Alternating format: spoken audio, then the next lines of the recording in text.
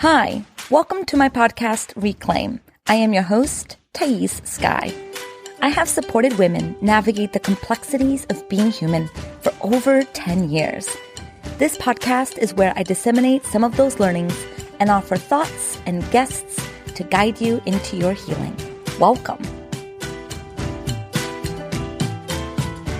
Hello, beautiful humans. Thaís Sky here. Welcome to Reclaim the podcast. I'm thrilled to be here.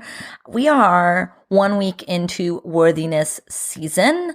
If you missed the announcement last week on the podcast that I interviewed Lisa Oliveira on, we are in worthiness season. If you're new to worthiness season, if you're new to this space, worthiness season is an opportunity once or twice a year where I really devote my time and resources to thinking about and talking about worthiness, and more specifically, the worthiness wound. The worthiness wound is a concept that I coined as I've attempted to understand why is it that some of us feel this inherent sense of brokenness and inadequacy and feelings like we are both too much and also not enough. How can we tend to it? How can we heal it? How can we make sense of it so it doesn't continue to consume our lives? So I created a program called Worthy Women Rise, where I pour my expertise and knowledge on the subject of human psychology as well as healing the worthiness wound, and I poured it into this container. And worthiness season is a way that I celebrate that I am currently accepting applicants into my program, Worthy Women Rise. We are 1 week into worthiness season. We are about halfway filled. And so this is really exciting. People are really interested in learning how to heal, learning how to tend, learning how to explore their internal worlds in the way that allows for deeper intimacy and connection.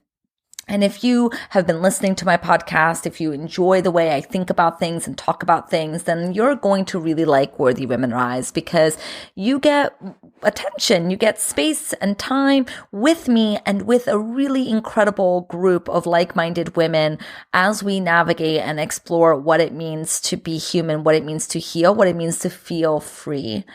Because I don't believe that you have to just deal with the worthiness wound for the rest of your life. I think that there's tools that you can learn, as well as experiential processes that you can experience, right? That allows for healing to take place. And that's what's really cool about Worthy Women Rise is that experiential aspect. I facilitated this group 9 times now. This is my 10th cohort. I've also had training and supervision on facilitating groups so that I know what I'm doing, so that I know how to hold you, so that I know how to sit in this complexity of the human experience together. And so I bring my expertise with my master's in clinical psych and 10 years of being a coach. And I bring all of that in to this space where we're going to just learn how to heal the worthiness wound and also relate to ourselves differently. So if any of this piques your interest, you can go to worthywomenrise.com to apply. If you have any questions, you're welcome to reach out to me at info@thaissky.com. And I'm happy to answer any and all questions that you may have. Spots are filling up. So if you're interested, go take a look, see if the words on worthywomenrise.com resonate with you. And if so, I invite you to apply and join me in this really unique experience. Okay, so it's worthiness season, which means we're talking more about worth. And I thought, I've talked a lot about worthiness on this, on Reclaim. I've have 2 distinct series. My gosh, I think I have over 40 hours of content, probably more than that, about worthiness on the podcast. You can go to my website. Actually, I'll put it in the show notes, but you can go to my website, thaissky.com, go to the podcast page, and right there, there's a button that you can click that will take you to both of the worthiness series that I've done on the podcast, and you can listen to all of it on my website. You can also go wherever you're listening to this, you can scroll down and you can find it. Anyway, I've talked a lot about worth, and I've shared my ideas and how I think that this experience, internal experience, can be tended to. I thought maybe on this season, this series of well, in this season of worthiness, that maybe we could talk a little bit about healing. I use the word healing a lot, as well as the words wound or word wound. I use these two words a lot, and there are people who like it and people who don't. And I want to share why I use this language, the limitations of this language, what it actually means to heal. Like what do I even mean when I say that?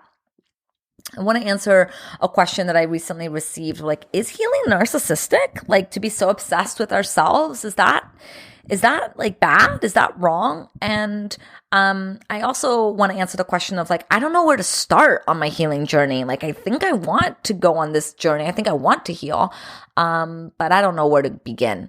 And I want to talk about that as well. So that's what you can expect in this episode of Reclaim. Okay, so let's start with limits on the language. I use the word heal, and when I created the idea of the worthiness wound, I named it worthiness wound. People have asked me, why did I do it this way? And I named it very strategically, very thoughtfully. I wanted, when we think about worthiness wound, to think about it as a physical wound. And I did that because when I was thinking about and creating the worthiness wound for the first time, this was back in like 2017, 2018. I mean, we've come a long ways in the past 5 years. It's still not long ways enough, but back then, 5 years ago, the conversations about mental health were even more limited. They are expanding, and it wasn't as bad 5 years ago as it was 10 years ago, 20 years ago. We are moving in the right direction of talking more and more about mental health in a more approachable way. But when I first created this idea of the worthiness wound, I just felt like we really don't understand and really prioritize our mental states as much as we do our physical states.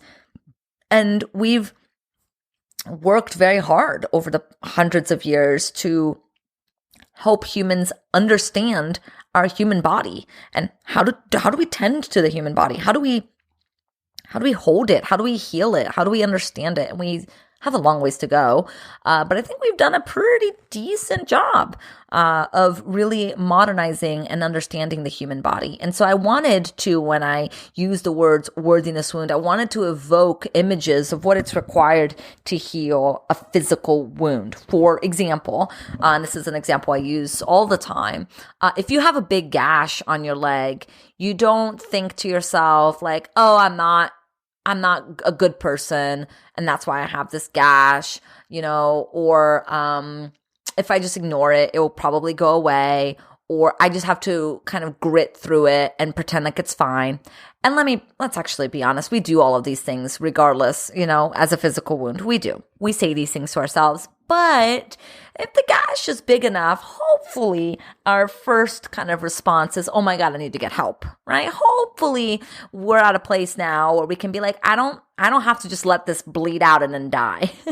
Like, I can get help. I can get support. There's people out there who know what they're doing. If I go to them and they will help me take care of this wound, and then I will help take care of this wound, and then I will heal this wound. If I ignore it, it will fester. I will have to do amputation, or I will literally lose my life, right? Now, granted, there's a little bit more life and death in this to that metaphor than mental health, but actually life and death can be applicable to mental health as well. Obviously, we have seen the consequence of undiagnosed or unattended to internal experiences, suicidality, self-harm, harm to others. We see it, but we still don't prioritize it as much as we prioritize, for some of us, physical health. So that's a long way of saying I just wanted it to be really relatable. I wanted, when we think of the words worthiness wound, to kind of start to think along the same lines of, it is something that we have to tend to. There are people who know what they're doing out there that can help us, that we don't have to do this alone. We don't have to grit and bear it. And that actually by ignoring it, it tends to make it worse. Yes? Okay. So that's why I use the word wound. And so when we're thinking about wounding, we also think about healing. And that's also why I use the language of healing, because I like this idea of evoking feelings of medicinal kind of medicine woman, kind of, I like to evoke in my mind this imagery of an herbalist, of making ingredients and potions and their kind of alchemical nature that can create something really magical when blended together, that when you place in your body or drink, it helps your body take care of itself. I love that. And that's why I use those words. But they're limited. They are limited. By using the words healer or heal, I think we can first get too caught up in the woo of it. I know that it can feel maybe not as professional. And I think the biggest trepidation I have about using the words wound or heal is that because it evokes for us parallels with more physical healing, we tend to think that there's an end in sight, and it's passive. Like, we just go to the doctors, they sew it up, they clean it up, and then we just have to kind of mildly tend to it, and then it will be gone. It will be gone, right? It will just leave like a small scar, but we can try to put the past behind us and pretend like it never happened, and the body will recover itself, et cetera, et cetera. And I think when it comes to more mental healing or kind of tending to our inner experiences or healing the worthiness wound, whatever language you want to use, it does require much more active participation. You really have to do the bulk of it, which can feel unfair and unjust in many ways. But it is your responsibility, and no one is going to just going to therapy or going to a coach. Something isn't going to be done upon you. And I think that is important for us to understand and kind of grapple with, and also have feelings about that and talk about that and work through that. But also that there's an arrival, there's a destination. And this can get really, really tricky for those of us who are suffering and really struggling, is that it's very tantalizing to believe that we will be saved and then we will reach this destination where we will be happy and then we won't hurt. If we heal the worthiness wound, then we will feel worthy and then we will be done. There is a completion. There is a period. There is the end. And the challenge with that is that, well, in some ways it can work like that, and in some ways it can't. Healing, like healing the worthiness wound, is about developing a different relationship to self. It's not about reaching a nirvana of worth where nothing bad ever happens again. It's learning how to ride the waves, how to navigate the human experience with a little bit more tenderness. It's not about eradicating parts of the human experience, like never struggling again. I don't teach the worthiness wound or healing the worthiness wound in that way. And I know many people do, or teach about self-help or inner work as this, once you get XYZ, then you will be happy. I don't teach it that way because I never experienced it that way. And I think that there are cultural dynamics at play here that can really prevent us from accessing a perpetual sense of worth. And so I think it's almost pointless to think about it that way. I would rather think about healing the worthiness wound as learning tools that allow us to relate to ourselves and the world differently, so that things just don't feel maybe as hard all the time in bigger ways. And when those big waves do happen, we know how to ride them with a little bit more grace and maybe a little less self-spiraling. And I think that, the problem with that is that it can then lead people to think that, well, then I always have to be healing. Do I always have to be doing this work? Do I always have to be? And of course, the answer is no. You don't have to. You don't have to heal. You don't have to enter the healing kind of experience. You don't have to go on a journey. People also, I recently read a tweet by a really well-respected psychologist that I really like, saying how much he hates the word journey. And so it's making me realize how often I use that word. I love the word journey because I do like to think about it as a journey. But I can understand that everyone has their cup of tea. Everyone has their preferences. I am not for everybody. But I want to be clear that just because you want to heal or tend to certain internal experiences doesn't mean you always have to be. There are chapters, there are moments, there are opportunities. You don't always have to be healing in order for you to live a great life. And if you're anything like me, Well, you tend to deprive yourself of the greatness because of your internal stuff. I have not personally reached the point where I feel complete. And because I haven't reached that point, I can't speak to that point. But there are plenty of people out there who can speak to what it's like to not be interested in healing. And I applaud them. And if that feels like you, go there. We're probably not going to be the best fit because I'm in the journey and I'm both professionally and personally very interested in the healing experience. And in fact, I'm really, really thinking about this next chapter of my professional career as I become licensed and thinking about my work as like I've become intimately curious about what facilitates healing within a relational dynamic. That's my thingy right now. That's what I'm passionate about. And so, of course, I'm going to talk about that. But I don't want to, just because I talk about that I don't want to give the impression that you have to be also always experiencing that. There is another side to the world where maybe healing isn't important or isn't interesting to you. And we each have to meet ourselves where we're at. And if you're listening to this, odds are you're interested in healing. And then, you're in the right place. Okay, so now that I've talked about like the limitations of the language, just so that I'm painting a really clear picture here, I use these words with a few caveats, knowing that there's more nuance, probably that I'm not even accessing at this moment in time that I believe in. Yes, about what does it mean to heal? So I've kind of I've implied this in many ways. What does it mean to heal? Well, in my mind, to heal is not an destination. It's not an end point. It's not an arrival. It is a developing a different relationship with ourselves and others where we can hold ourselves more tenderly and we can be in relationship with people and we can experience intimacy and connection and love and self-acceptance and a soft landing place for us to arrive at. For me, what it means to heal means to ease the pain and suffering of our constant inner critic and attack. For me, what it means to heal means to develop more insight into why I am and why I've struggled with what I've struggled and hold it gently so that as I no longer need to be so tied to the ways that I have been. To me, to heal means to experience something totally different. It means to not need certain defenses to hold up my psychic structure so that I can experience life a little bit more fully. To me, to heal means to be human, and it means to be aware and responsible and conscious of my impact on others. To me, to heal means to be able to give more of myself to the world.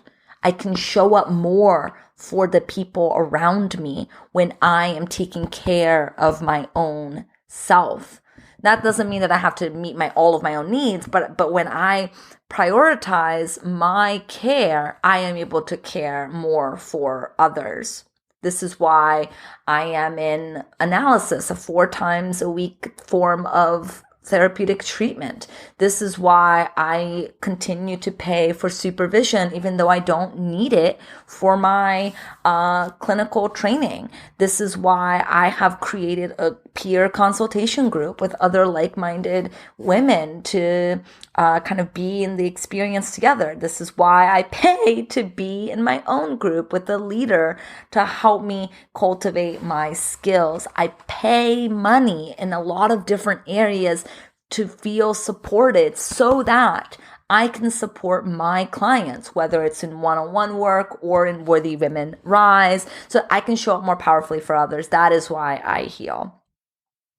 And so it grinds me, it upsets me, I get frustrated, I get angry when I hear people talking about healing as a narcissistic endeavor. When we think of the word narcissism, I think it's become very popular in in our culture right now. At one point, everyone was psychopathic, right? At one point, everyone was egocentric. Now everyone is narcissist. It's like we kind of evolve our language. And also it's very interesting to think about why this language is arising more now than ever. And I think it's really on to something. We are moving more and more into a collective awareness of just how selfish so culture has taught us to be. And this individualistic narrative that we have to figure it all out alone, and we have to do it all alone, and we have to think only of ourselves. This kind of, we're better than everybody, right? We have to be constantly competing and improving, and it lacks an empathy for others. I really think that that is all around us. And so many of us have bit this bug because our culture has told us that that is what is acceptable. And so we really struggle, I think, to lean on each other, to receive, to support, and to accept, right? To receive, accept, and also give support. And so, yeah, I do think that we have kind of a narcissistic problem, culturally speaking, right now. And I see it in in so much of my clinical work. I see it. I see how much we're struggling with dependence, with relationships, with being, sharing our minds with others. So much of what allows Worthy Women Rise to be so potent is the opportunity to be in relationship with a group of women. And the pandemic, I think, has continued to shape this idea of needing to be in isolation and having to be okay with that. Well, I don't think we have to be okay with that. So I say all of this because, yes, on the one hand, I agree that the reason why narcissism has become so popularized is because it's really speaking to something that's happening in our culture that we need to be paying attention to. Because, there's only so much that self obsession can do, right? Look at the billionaires. To have $1 billion to generate so much money while there's so much poverty, it really speaks to, again, this idea of individualism and this capitalistic pursuit of success and wealth at any expense. The way we have obliterated our world, the ecological impact of industrialization. Again, another place where we're seeing clear evidence of kind of narcissistic values. Okay. But I don't think it's fair to paint all healing as a narcissistic pursuit. And granted, I don't think anyone is saying that, but I think Instagram can often lack nuance. And so then it can really come across that people really believe this. And this is what really grinds my goats. I really get upset at this because I think we are struggling to give ourselves permission to really tend to ourselves. Like that's most of the people I see are thinking that they have to do it by themselves. And they really struggle with getting support and really struggle with allowing themselves to invest in support. And so then to read stuff like, is healing just perpetuating kind of narcissism and self-obsession? Then I think it just fuels that idea that, see, this is why I don't reach out for help, because it's narcissistic to think that I'm deserving or worthy of help. And I just think I don't agree. I think healing is a really brave thing because what's happening is we're running our lives unconsciously. We're doing all sorts of things that we don't even know. We're not even aware of. There are whole feeling states. There are whole inner experiences that we are not even aware of.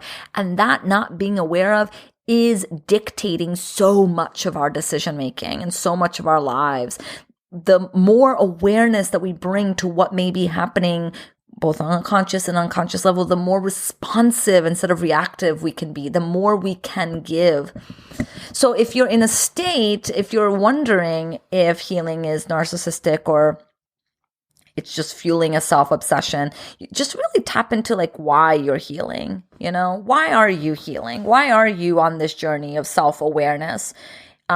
Is it because you want to be more responsive and be able to give more authentically? Or is it because, I don't know, you want to seem morally superior? I think actually it's a pretty important question to ask. Like, Do you meditate, as an example? Do you meditate to be better for yourself, for the world? Or do you meditate because you want people to perceive you as a meditator? Like how much of what you're doing, is it because you want other people to see that of you?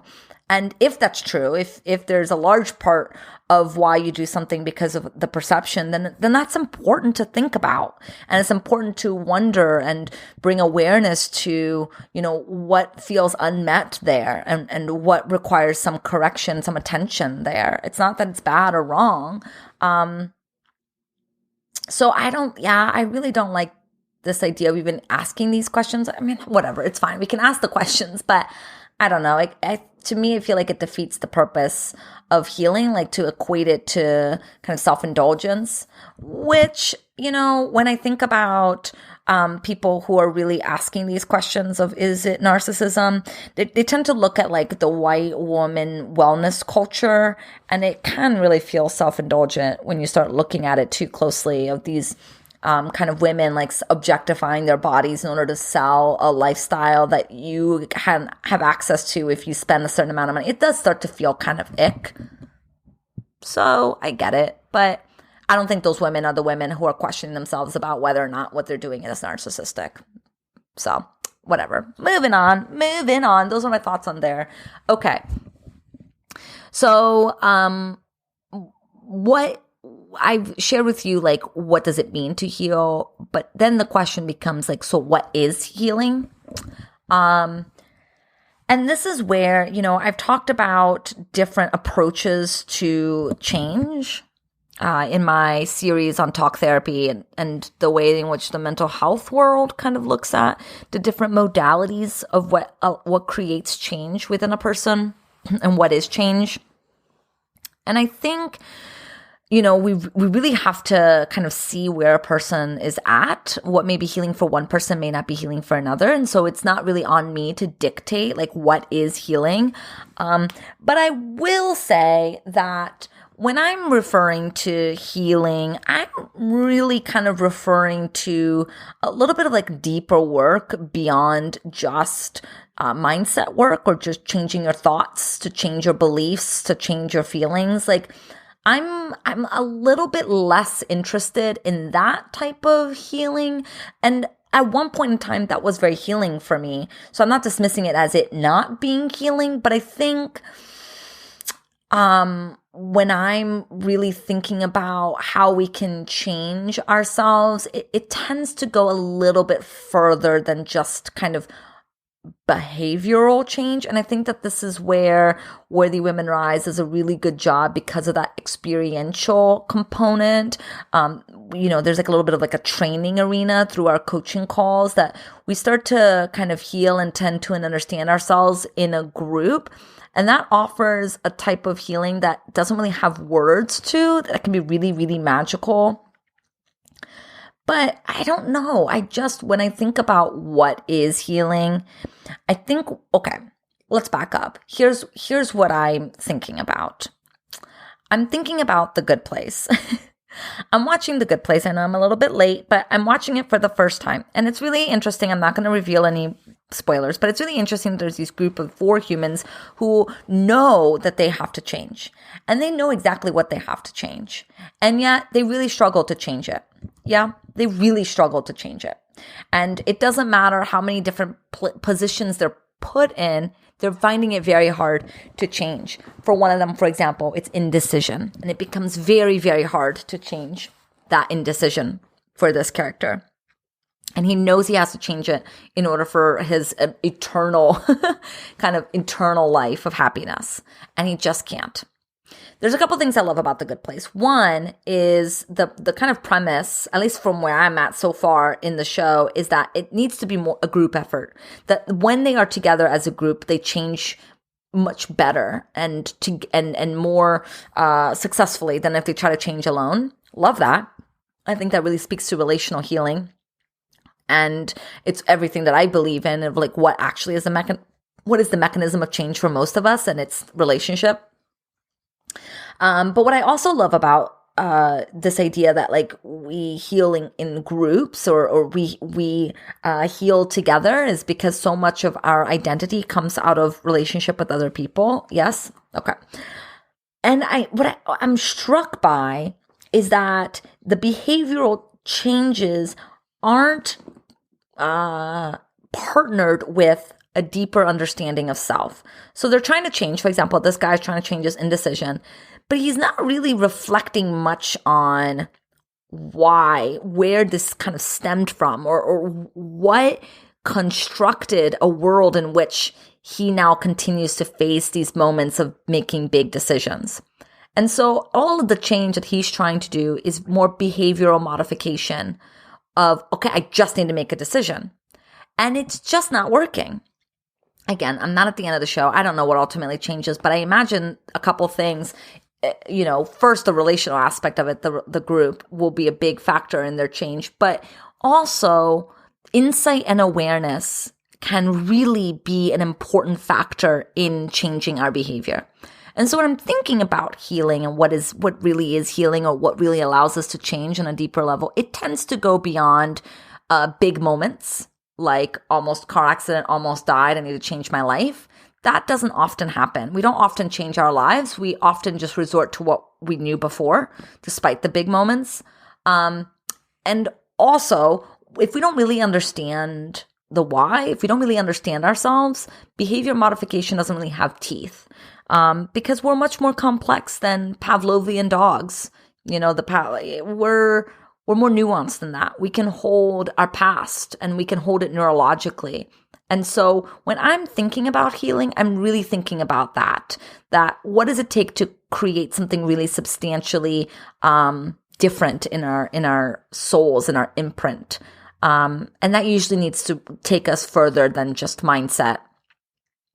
And that can be really hard for us to find spaces to do that. And that, I think, directly leads into the question that I often get is like, I don't know where to start on my healing journey. And it can feel so intimidating, and it can feel like it has to be this big thing.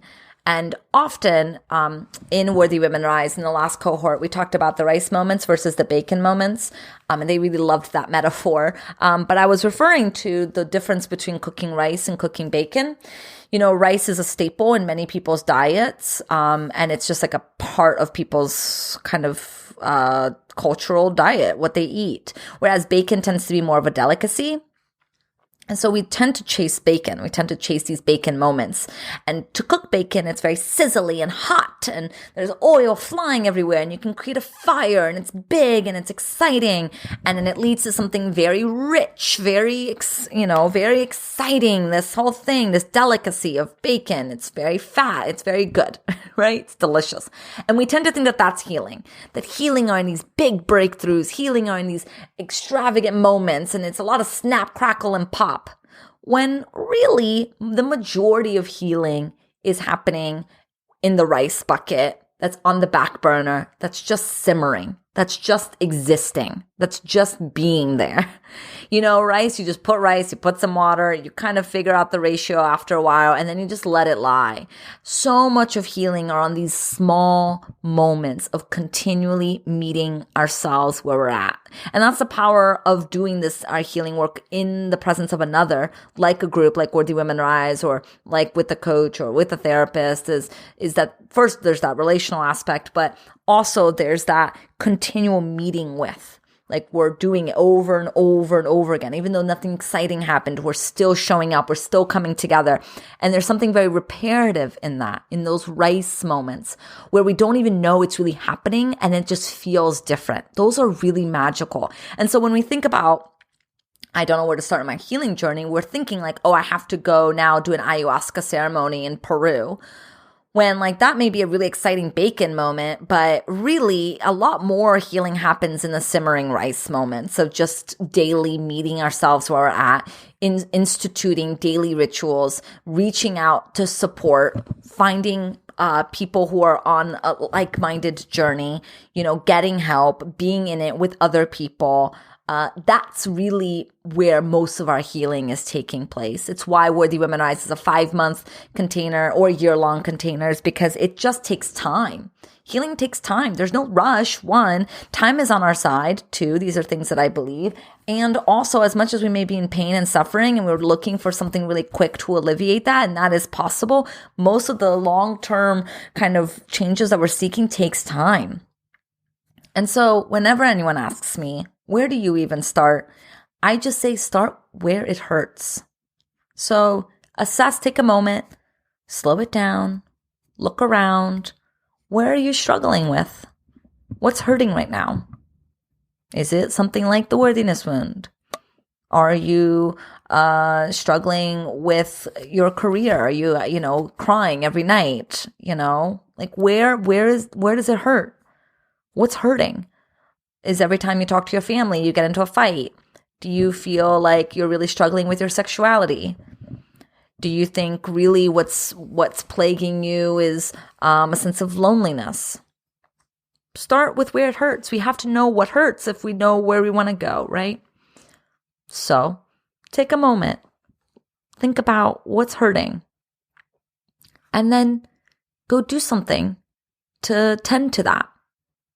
Go see somebody, enroll somebody, get a book on that thing, learn about it. Yeah, get a book. That's it. Just one small step. And then that will take you to another step. And that will take you to another.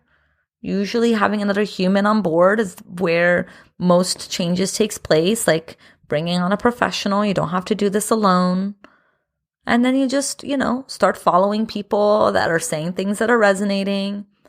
And then you start adding some practices into your life, like we talk about in Worthy Women Rise. And then you slowly start moving in a direction that you want.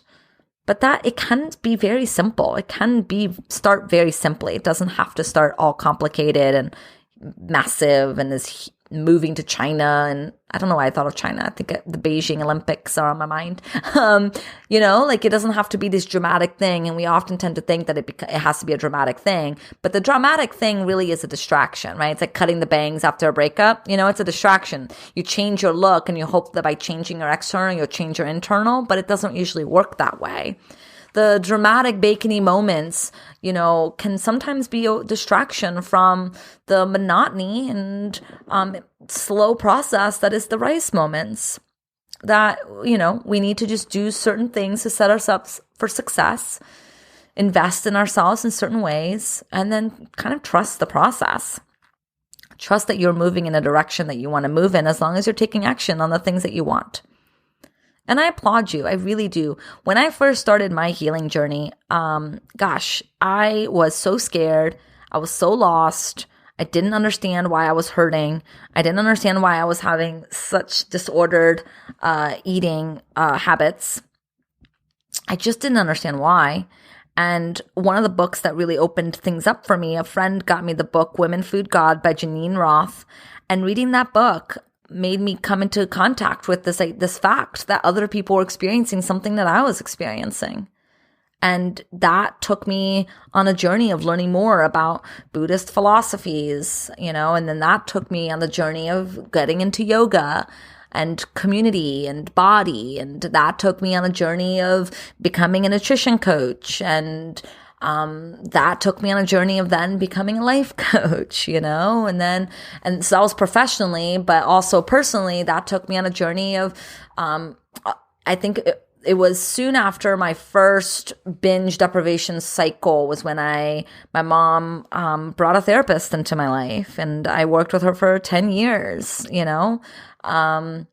and every step took me further and further into where I'm at. And sometimes I look back and I think, oh my gosh, I don't know how much that healing, I would never do that now. I wouldn't encourage that now to somebody. And yet I did that then, and it really helped me then. And that's because we have to meet ourselves where we're at. And we have to, whatever we notice resonates with us, like if you're listening to this episode and it's resonating with you, trust that. And keep going with that. If you just go with what's resonating and not overthink it too much and just keep going with that, then things are going to come together. Because not everybody resonates with me. Not everybody resonates with the way I see things and the way I talk about things. And so if you're resonating, that's information for you. You know, when I resonate with somebody's work, I trust that because I know that that's going to just take me to the next chapter, the next thing, you know? And almost all healing requires some leaps, you know, some leaps of faith, not knowing how it all kind of comes together, but just trusting that as we continue to say yes to what resonates, we're going to be led in the direction that we're meant to be led. And that's a beautiful, beautiful thing. I really applaud you on your healing journey. I obviously don't know what it looks like, but I know that it can suck, and I know that it can hurt, and I know that it can often feel like nothing's happening. And I know that it can feel stuck sometimes and scary sometimes. And yet, as long as you just continue to show up, continue to do brave things, healing requires a bravery, you know? Just keep going and doing these brave things. It will come together in ways that you could not have anticipated. And I'm always delighted by that. It always delights me, the ways in which people's lives come together in really magical ways when they just show up for it and commit to it and say yes to doing the things that feel right, you know? Like, we really can't go wrong. We have such a short amount of time on this planet. It's important that we really let ourselves trust the things that feel good. And I think that that's it for me on this episode. I would love to hear how it lands, how it resonates. So please don't hesitate to reach out to me on Instagram at I am Thaís Sky. And if you are interested in learning more about Worthy Women Rise, you can go to worthywomenrise.com. And I look forward to seeing your application come through for my 10th cohort of this program. I'm sending you all of my love, and I will be back next week.